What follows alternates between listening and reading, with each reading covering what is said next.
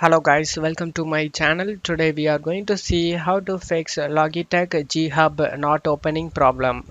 Let's fix it guys. You just need to click on this arrow icon over here, right click on the Logitech G HUB and select quit.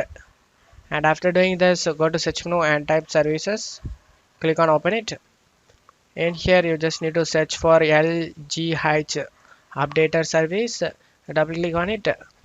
If this service is running, then you just need to click on stop and select OK. And now right click on the blank area and select refresh. This was the first solution guys. Now you can check if the problem solved or not. If not, let's move on to the second solution guys. The second solution is to download the old version of Logitech G HUB. Before downloading the old version, we need to completely delete the current Logitech G HUB on our computer guys. To do this, we will use Geek uninstaller. You just need to check my video description for this link used in my video. Click on the zip file and download it. After getting download done, click on show in folder. Right click on the downloaded file and select extract all and select extract. Now you just need to double click on the Geek application. Select yes. Now you just need to search for Logitech G HUB in here. Right click on it and select uninstall. Select uninstall.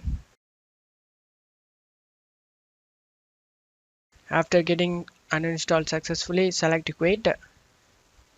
Wait for it. Scanning for leftover files.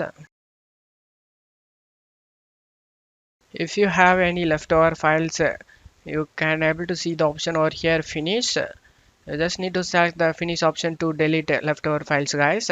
And after doing this, close it up here. Now to download the old version, you just need to check my video description for this link used in my video. You just need to scroll down. You just need to click on the version released on October 27. You just need to scroll down and select the download option and download it. After getting download done, click on it and install it guys.